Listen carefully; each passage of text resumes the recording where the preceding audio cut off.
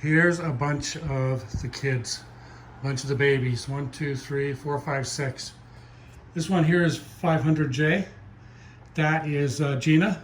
This one is Charlene, 500J. This one here is, it is a 411G. I call that one Monica or Munica.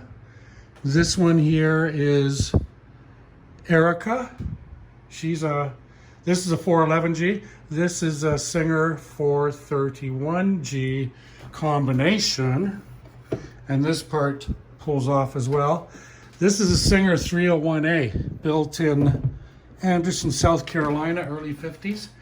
And that's a 401A. This is a 301A, built in Anderson, South Carolina, early 50s.